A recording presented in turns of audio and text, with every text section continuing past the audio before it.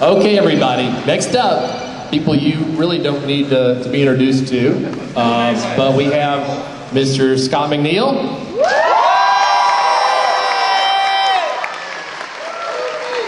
And Mr. Paul Eiding.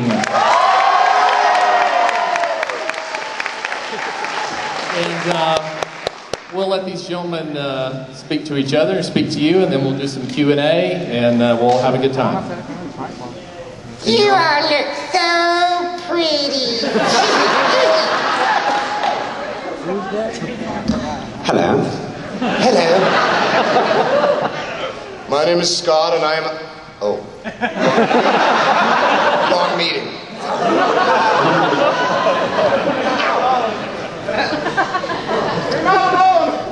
Hi, my name is Paul, and I do the voice of Perceptor.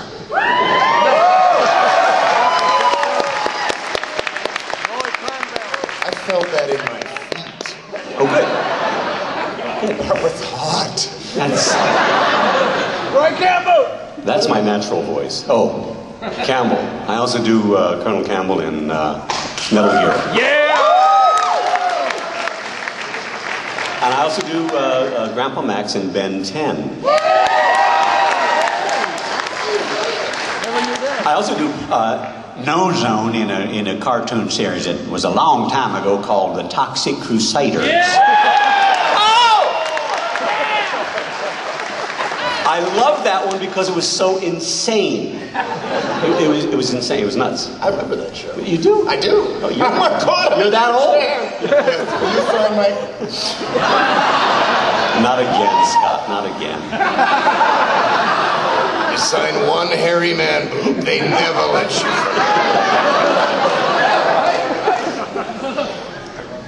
If I remember correctly, I think I did one that sounded vaguely like this. All right there, Dinobot. You're always hogging the mic. It's about time maybe I got a chance, lizard lips. I was kidding about the lizard lips. We're all gonna die. No more fighting. Fighting gives Waspinator a headache in his whole body. And of course, Silverbolt, strong, proud, brave, and smart like a bag of hammers. And a whole bunch of other stuff that you don't need to know about, according to the restraining order. Piccolo. No! Piccolo!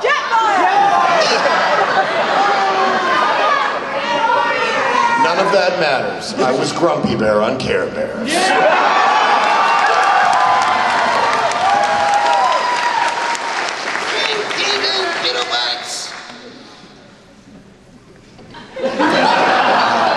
We've stumped the pedal.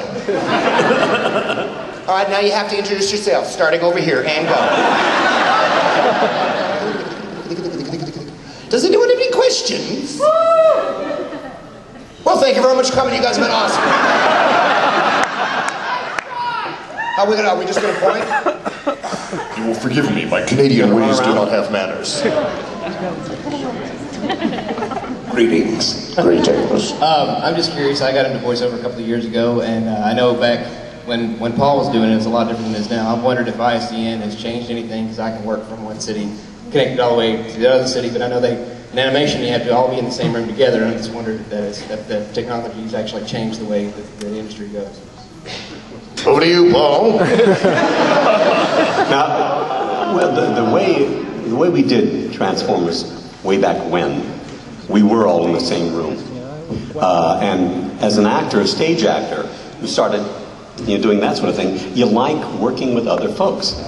It's changed now, where if you get to work with another actor in the room with you, it's really amazing.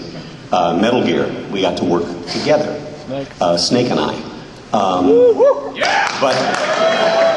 But it's different now, because now it is, they'll have you come in, you'll do 30 takes of one line, then 30 takes of the next line, and then incredibly, they can pull things together and decide which one they like, which take they like best, and it works. You know, I prefer working with actors because I think you get more spontaneous. You get I feed off of what I'm given, but it's a lot easier to work.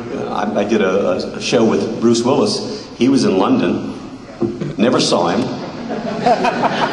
Never saw him. We did a series and never met. But it doesn't matter. You know, it all comes together. You know, my preference is to work with human beings. Not that directors aren't human beings. You know, they are, and they're some of my best friends. But you know what I mean. We do actually. I mean, it really has. I've been doing this for like 22 years before the microphone now, man and boy. When I started, we didn't have no fancy microphones. You just had to talk real loud. You held the tape up and you yelled at it. Which tape is something you never see anymore. No. It was like, ooh, reels a quarter-inch, ooh, dad, ooh. Now nothing we do is tangible. Especially if it's a CG show, like Beast Wars. It was like, there's nothing you can touch. There are no cells, there was no tape. We are nothing but ones and zeros. It's kind of weird. I will echo that. We do a lot of both in Vancouver. Most of the North American stuff we do is prelay, and it is so much more fun.